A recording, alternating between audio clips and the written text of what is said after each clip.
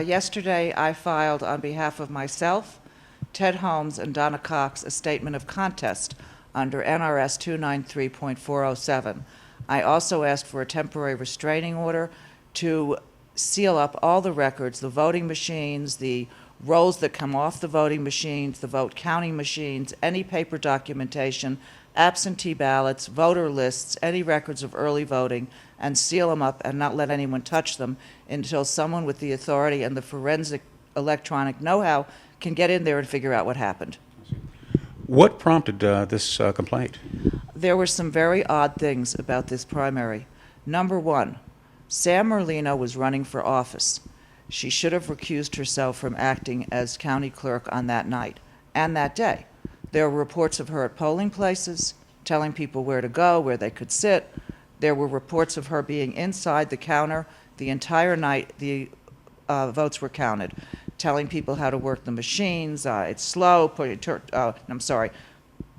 in slowly, take it out slowly. They're very temperamental.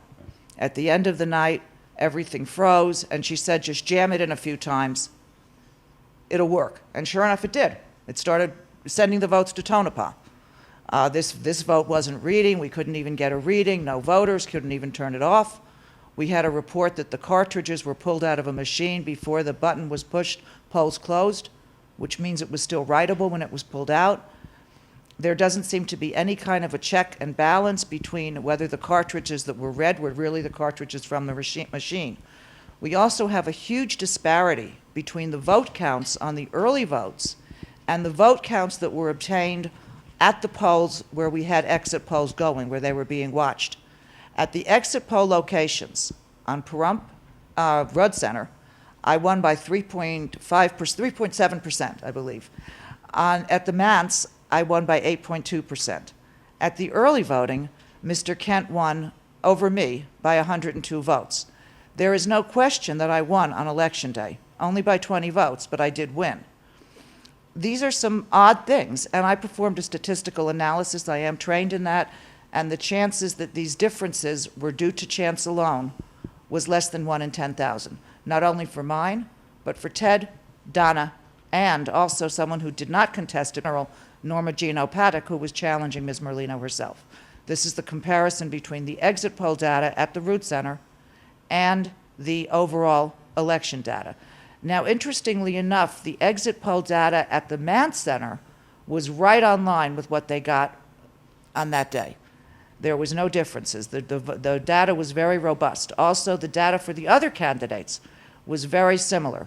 The data for Michael Root, Charlie Watkins, Bob Beckett, in Ted's race, Mr. Coble, very much the same, very much within normal sampling error. There was only a disparity between the person who we felt won and the person who they said won, as far as the statistical differences.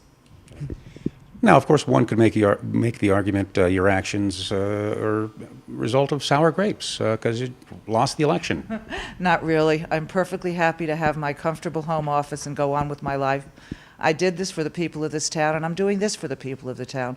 Thousands of people voted for me. I owe it to them to question this.